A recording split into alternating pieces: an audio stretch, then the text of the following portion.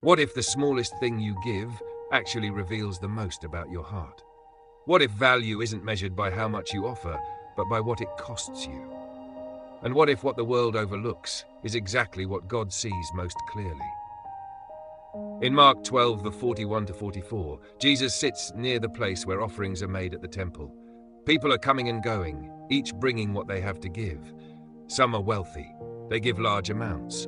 Their contributions are visible, noticeable, impressive. From the outside, it seems obvious who is giving the most, who is making the biggest impact.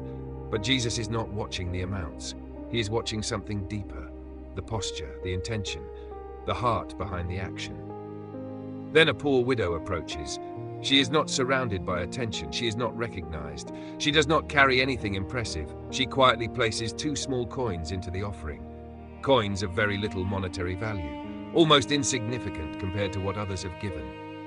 If you were watching from a distance, you might not even notice. Or if you did, you might not think it mattered. But Jesus sees her, and he calls his disciples over.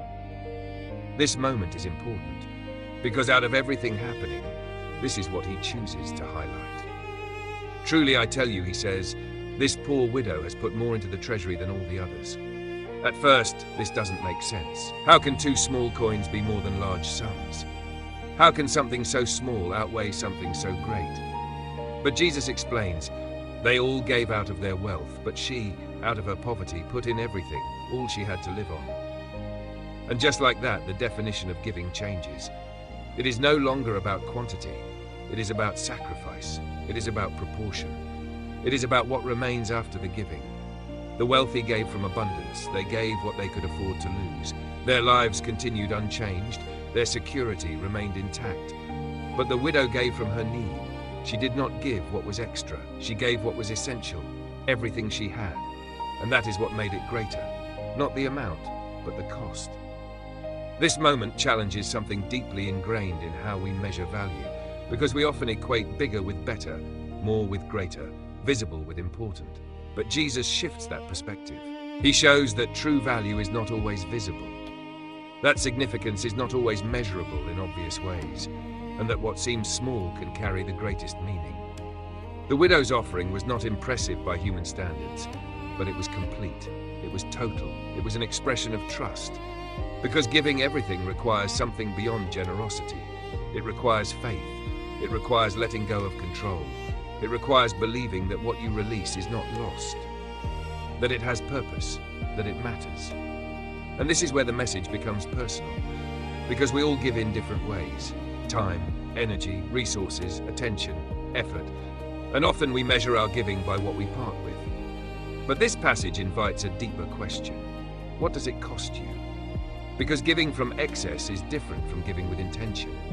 Giving when it is easy is different from giving when it requires trust. And the difference is not always seen by others. But it is real. The widow's act was quiet, unnoticed by most, but it was seen, recognized, elevated. Because it reflected something deeper than the act itself. It revealed her heart, her priorities, her trust. And this is what Jesus points to. Not the coins, but the meaning behind them. This also challenges how we view comparison, because it is easy to look at what others give, to measure ourselves against visible standards, to feel like what we have is not enough, not significant, not impactful. But this passage removes comparison, because the widow is not compared to others by amount. She is seen in her own context, her own situation, her own choice. And within that context, her offering is the greatest. This means that value is not universal in the way we often think. It is personal, contextual, connected to intention. And that brings freedom.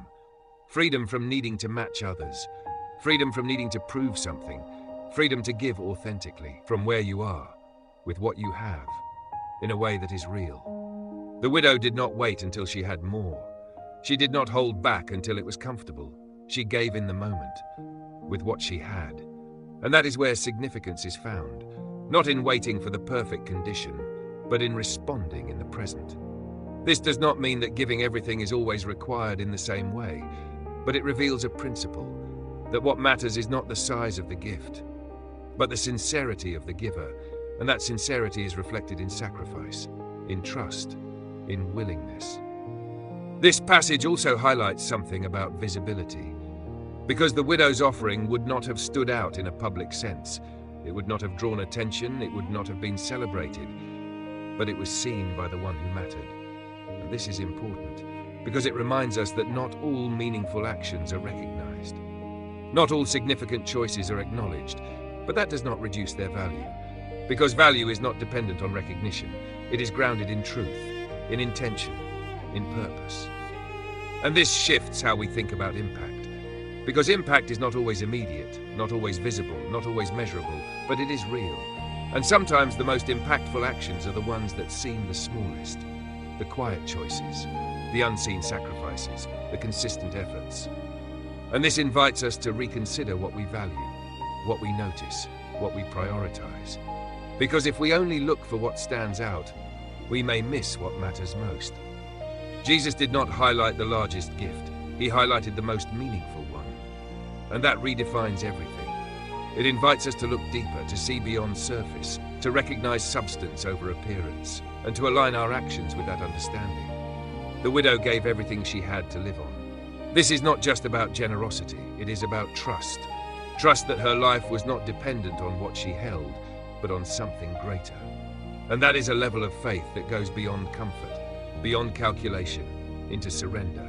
And surrender is not easy because it requires releasing control, letting go of certainty, stepping into the unknown. But it also creates space for something deeper, for dependence, for alignment, for growth. And that is where transformation happens. Not in holding on, but in letting go. Not in accumulating, but in trusting. The widow's offering is not just a story, it is an invitation to examine how we give, why we give, what we hold on to, and what we are willing to release. Because giving reveals something about us. It reveals priorities, values, beliefs, and when we give with intention, with sincerity, with trust, it aligns us with something greater than ourselves. And that is where true value is found. Not in the amount, but in the meaning. Not in the visibility, but in the authenticity. Not in the recognition, but in the reality. Thank you for watching this video. If this message spoke to you, take a moment to like, follow the channel, and share this video with someone who may need a reminder that even the smallest act, done with the right heart, carries great meaning.